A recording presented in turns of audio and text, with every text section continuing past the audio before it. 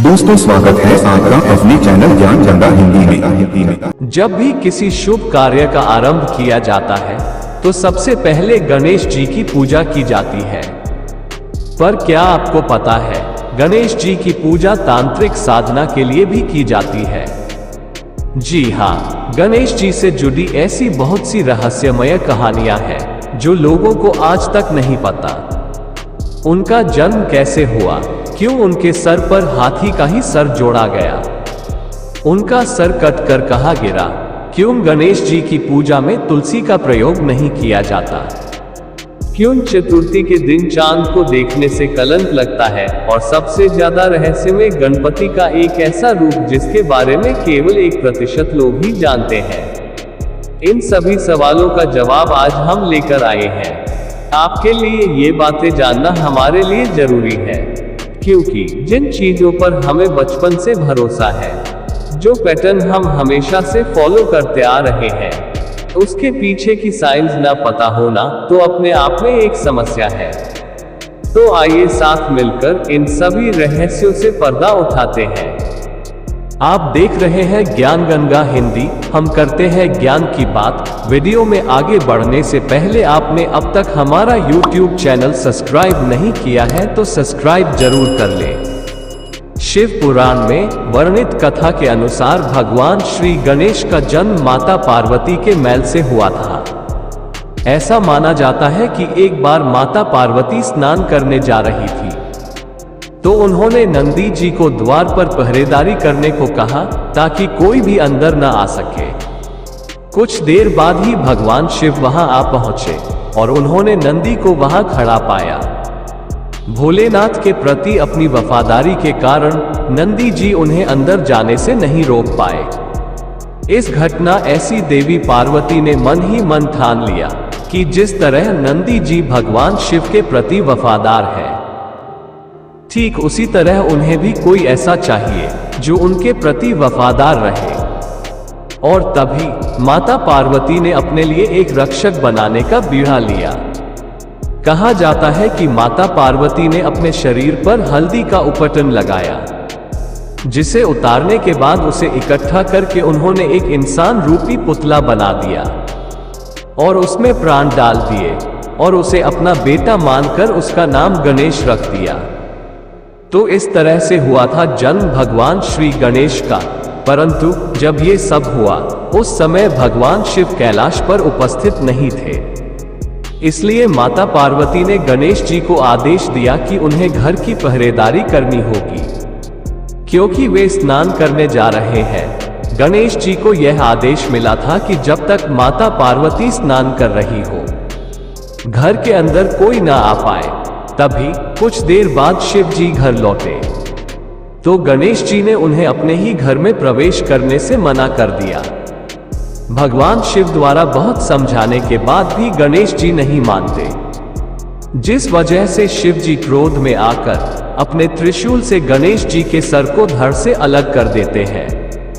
माता पार्वती को जब गणेश जी के इस हाल के बारे में पता चला तो वो बहुत दुखी हो गई और विलाप करने लगी, जिससे तीनों लोकों में हाहाकार मच गया और उन्होंने पूरी सृष्टि का विनाश करने की धमकी दी। शिव जी ने माता पार्वती के दुख को दूर करने के लिए गणेश जी को जीवित करने का फैसला लिया और अपने गणों से कहा कि उत्तर दिशा में जाओ और जो सबसे पहला सर दिखे उसे ले आना। उनके गण ऐसा ही करते हैं और उन्हें उत्तर दिशा में पहला सर इंद्र के हाथी ऐरावत का दिखता है और उसे वो ले आते हैं, जिससे भगवान शिव गणेश जी के धड़ से जोड़ देते हैं, जिसके बाद गणेश जी को गजना नाम से भी जाना जाने लगा। गणेश जी के गजमुखी अवतार के बारे में तो हमें पता चल गया कि कैसे उनका सर धड़ से अलग हो गया था। माता पार्वती और अन्य देवताओं के कहने पर शिव जी ने गज यानी हाथी का सर गणपति के दर से जोड़ दिया था, पर यह कोई नहीं जानता कि उनका सर धड़ से अलग होने के बाद कहां गिरा और आज के समय पर वो जगह कहां है और वहां क्या है। धर्मज्ञ की माने तो भगवान गणेश का असली सिर धड़ से अलग होने के बाद शिव जी उनका मस्तक एक गुफा में रख देते हैं जिस गुफा में भगवान गणेश का सर रखा गया उसको पाताल भुवनेश्वर गुफा के नाम से जाना जाता है। इस गुफा में विराजित गणेश जी की एक मूर्ति भी है जिसको आदि गणेश भी कहा जाता है। मान्यता यह है कि कलयुग में इस गुफा की खोज आदि शंकर आचार्य ने की थी और वहीं द्वापर युग में इस गुफा को पांडवों ने भी खोजा था। ये गुफा उत्तराखंड के पिथौरागढ़ में गंगोली हाट से 14 किलोमीटर दूर स्थित है। कहा जाता है कि इस गुफा में रखे गए कटे हुए मस्तक की रक्षा भगवान शिव स्वयं करते हैं। गणेश जी की जब भी आरती होती है तो हमेशा एक दांत का जिक्र जरूर होता है। पर क्या आप गणेश जी के एक दांत के पीछे की कहानी जानते हैं? क्या आपको पता है उन्हें एक दंत क्यों कहा जाता है? इसके पीछे दो प्रसिद्ध कहानियां जुड़ी हैं। पहली कहानी भगवान परशुराम और गणेश जी के बीच के युद्ध की है। ब्रह्म पुराण के अनुसार भगवान परशुराम एक बार कैलाश पर्वत पर गए जहां शिव जी का ध्यान कर रहे थे और वहां जाकर परशुराम जी ने शिव जी से मिलने की इच्छा जाहिर करी। लेकिन गणेश जी ने भगवान परशुराम को शिव जी से मिलने की अनुमति नहीं दी ताकि उनका ध्यान भंग ना हो। गणेश जी द्वारा मना करने पर परशुराम जी बहुत गुस्सा हो गए और उन्होंने गुस्से में आकर गणेश जी पर हमला करने के लिए अपने फरसे का इस्तेमाल किया जो स्वयं भगवान शिव ने उन्हें दिया था, अपने पिता द्वारा दिए गए हथियार की शक्ति का सम्मान रखने के लिए। गणेश जी अपने दो दांत में से एक दांत पर हमला ले लेते हैं जिस वजह से उनका एक दांत टूटकर गिर जाता है और इस घटना के बाद से गणेश जी को एकदम कहा जाने लगा। और दूसरी कहानी है महाभारत की कथा लिखने की। आप सभी ये तो जानते होंगे कि महाभारत के रचयिता ऋषि वेद व्यास जी हैं। लेकिन फिर भी गणेश जी को महाभारत का मूल लेखक माना जाता है। महर्षि वेद व्यास ने महसूस किया कि गणेश जी महाभारत को समझने योग्य है, इसलिए उन्होंने गणेश जी को पूरी महाभारत सुनाई और उसे लिखने का अनुरोध गणेश जी से किया। गणेश जी उनकी बात मान गए, लेकिन उन्होंने एक शर्त रखी कि वह महाभारत लिखते हुए एक क्षण भी नहीं रुकेंगे। कहा जाता है कि महाभारत को लिखते लिखते जब बीच में पंख वाला कलम टूट गया तो गणेश जी ने अपने एक दांत तोड़ लिया और बाकी महाभारत लिखने के लिए उसका इस्तेमाल किया। ये भी एक वजह है कि उन्हें एक दंत कहा जाता है। गणेश जी और तुलसी की कहानी हिंदू पौराणिक कथाओं में बहुत लोकप्रिय है। ये प्रेम, अस्वीकृति और बदले की कहानी है।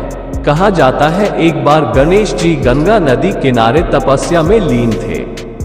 उसी दौरान वहां से तुलसी माता गुजर रही थी। वो गणेश जी के सौंदर्य रूप को देखकर उन पर मोहित हो जाती है। माता तुलसी अक्सर गंगा नदी के तट पर गणेश जी को देखने जाया करती थी। एक दिन उन्होंने हिम्मत करके गणेश जी से शादी करने का प्रस्ताव रखा, लेकिन गणेश जी ने उन्हें यह कहकर मना कर दिया कि वे एक ब्रह्मचारी हैं और वे कभी भी शादी नहीं करेंगे। तुलसी जी सुनकर क्रोधित हो गई और गणेश जी को श्राप दे दिया कि वो जल्दी ही 2 विवाह करेंगे। ये सुनते ही गणेश जी ने भी गुस्से में आकर तुलसी देवी को श्राप दे दिया कि वो सदा के लिए एक पौधा बनकर रह जाएंगी और कभी भी उनकी पूजा में तुलसी का प्रयोग नहीं किया जाएगा। गणेश जी का दिया हुआ ये श्राप सच हुआ और तुलसी जी एक पौधा बन गई और आज भी गणेश जी की पूजा में तुलसी का प्रयोग नहीं किया जाता। दक्षिण भारत में माना जाता है कि गणेश जी एक ब्रह्मचारी थे, लेकिन मान्यता ये भी है कि गणेश जी का विवाह 2 जुड़वा बहनों रिद्धि और सिद्धि से हुआ था। इसके पीछे भी एक बहुत दिलचस्प कथा है। जैसे कि हमने आपको बताया, तुलसी देवी ने गणेश जी को श्राप दिया था कि वो कभी भी ब्रह्मचारी नहीं रहेंगे और उनके 2 विवाह होंगे। अब जैसे जैसे साल बीतते गए, गणेश जी का विवाह करने का मन करने लगा, लेकिन उनके हाथी का सर और एक दांत की वजह से कोई भी कन्या उनसे विवाह नहीं करना चाहती थी, जिसकी वजह से गणेश जी निराश रहने लगे। और सोचने लगे कि जब उनका विवाह नहीं हो पाया तो बाकी देवताओं का विवाह वो कैसे होने दे सकते हैं, जिस वजह से वो अपने मूषक के साथ मिलकर हर विवाह में विघ्न डालने लगे। सभी देवता इस बात से दुखी होकर अपनी समस्या शिव जी के पास लेकर गए और उसे सुनकर शिव जी ने कहा कि इस समस्या का हल केवल ब्रह्मा जी के पास है। ब्रह्मा जी ने अपनी योग की शक्ति से 2 पुत्रियां उत्पन्न करी, रिद्धि और सिद्धि। ब्रह्मा जी ने गणेश जी को कहा कि वो इन्हें शिक्षा दे और गणेश जी उनकी बात मान गए। जब किसी का विवाह होता रिद्धि सीधी गणेश जी का ध्यान भटका देती ताकि विवाह संपन्न हो सके।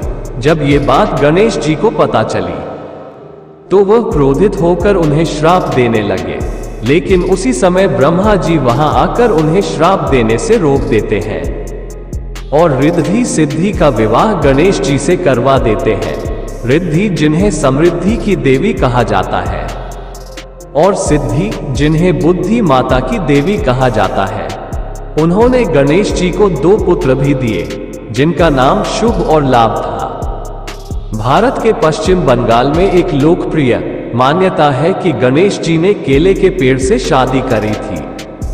कहानी यह है कि एक दिन माता पार्वती काफी सारा भोजन खा रहे थे। ये देख गणेश जी ने उनसे पूछा कि वे इतना भोजन क्यों खा रहे हैं। गणेश जी के इस सवाल के उत्तर में माता पार्वती ने कहा कि उन्हें ये डर है कि कहीं गणेश जी की पत्नी ने उन्हें खाना नहीं दिया।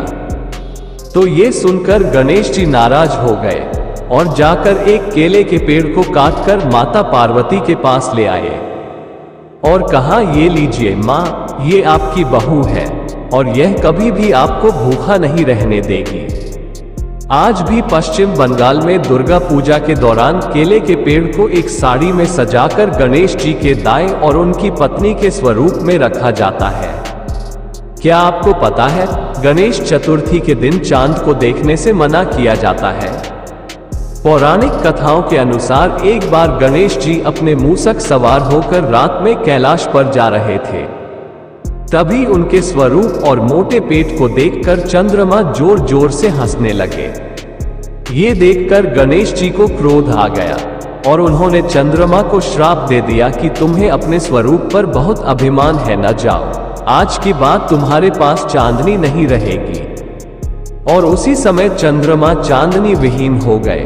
तभी चंद्रमा को अपनी गलती का एहसास हुआ और उन्होंने भगवान गणेश से अपनी गलती की क्षमा मांगी। भगवान गणेश ने क्षमा तो कर दिया और चांदनी लौटा दी, परंतु साथ ये भी कह दिया कि चतुर्थी की रात जो भी तुम्हारी तरफ देखेगा उस पर एक झूठा कलंक लग जाएगा, जो निश्चित ही उस व्यक्ति के हित में नहीं होगा। माना जाता है कि इसी कारण गणेश चतुर्थी के दिन चांद को नहीं देखा जाता।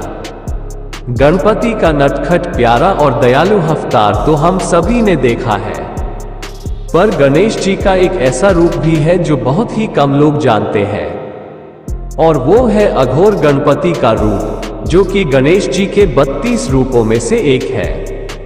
ये गणपति का उग्र रूप है, जिन्हें अक्सर तांत्रिक साधकों द्वारा पूजा जाता है। कई पौराणिक कथाओं में बताया गया है कि अघोर गणपति का रंग लाल या गहरे रंग का है।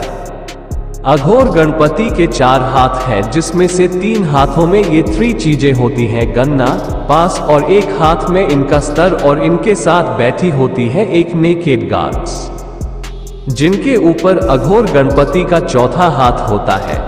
अघोर गणपति को जन्म और मृत्यु के देवता के रूप में पूजा जाता है। वो शिष्ट और प्रलय दोनों के लिए जिम्मेदार है। क्या आप गणपति के इस रूप को जानते थे? गणेश जी से जुड़ी ऐसी बहुत सी कहानियां हैं, जिन्हें एक ही वीडियो में समेट पाना बहुत मुश्किल है। अगर आप उन रहस्यमय कहानियों के बारे में जानना चाहते हैं तो हमें कमेंट करके जरूर बताइएगा, हम इस पर वीडियो लेकर जरूर आएंगे। और हाँ, आपको ये वीडियो कैसी लगी यह भी जरूर बताइएगा।